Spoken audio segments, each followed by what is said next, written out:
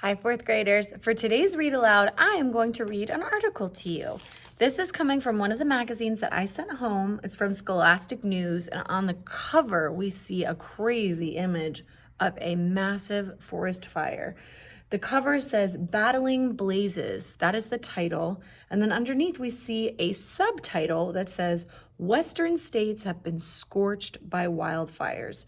Meet the helicopter and plane crews who are helping save lives from the air. When we open up this magazine, whatever article focuses on what we see on the cover, or basically is the article that they're referring to on the cover, we call the cover story. So there might be a lot of articles in this magazine, but the cover story is the first one inside that is called Facing the Flames. So this is what I will be reading aloud to you today. You can follow along looking at the video, or you can pull out your copy and follow along right with me there. See you there. Facing the Flames. During wildfire season, helicopter and plane crews risk their lives to fight fires and keep people on the ground safe. As you read, think about what are some ways aircraft can save lives during wildfires. Now let's jump into the article itself. It's August 21st, and Chris Haas is dangling from a rope below a helicopter.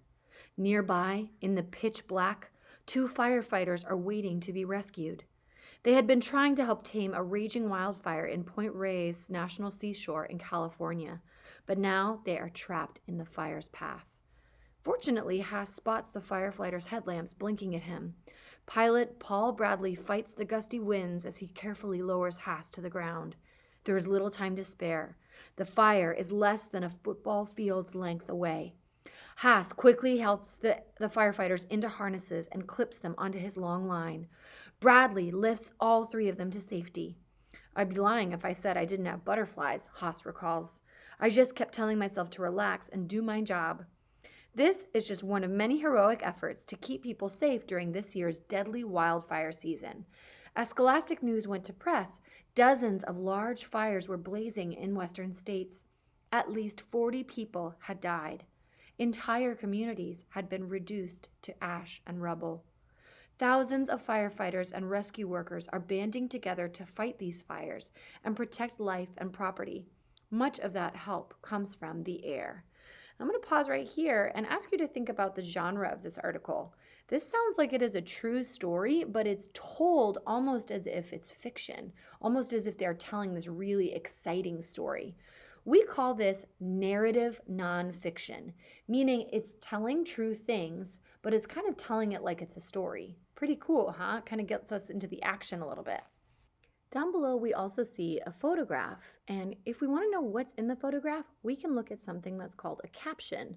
The caption is that yellow label just to the right that shows us what this picture is.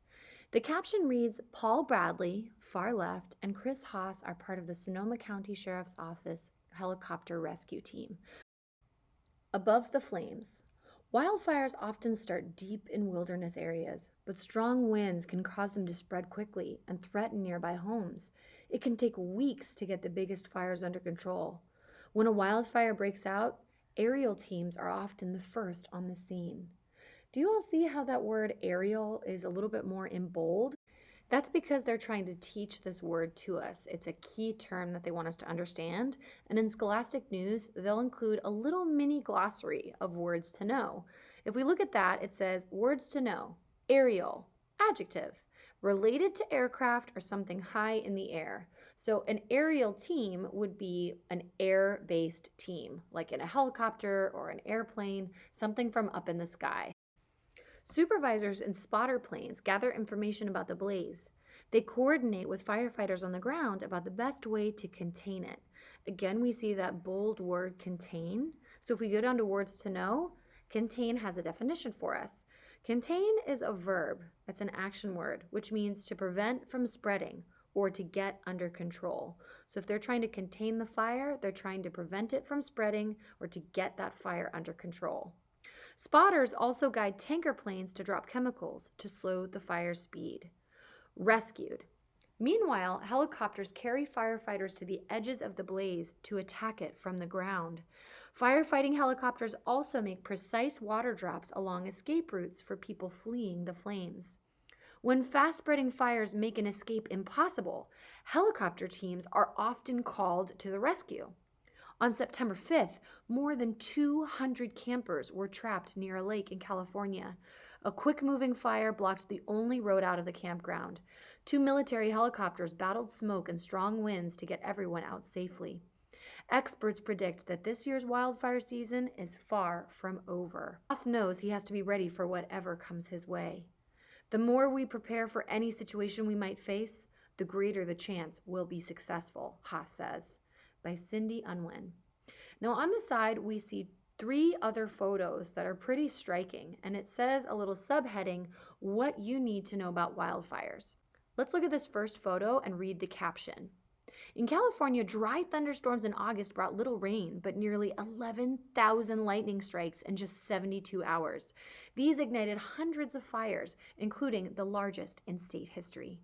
The next one says, smoke from the fires has polluted the air. It has drifted thousands of miles across the country. Now, of course, we know that because in the fall, we had wildfires that were happening near our region, and that caused the air quality in Portland to become really bad, where it was even tough to be outside. And this final photo says, this wildfire season is on pace to be the worst ever in several states. By early October, wildfires in California had scorched 26 times as much land as at the same point in 2019. I hope you all enjoyed reading this article with me and that you continue reading the other Scholastic news that I've sent home.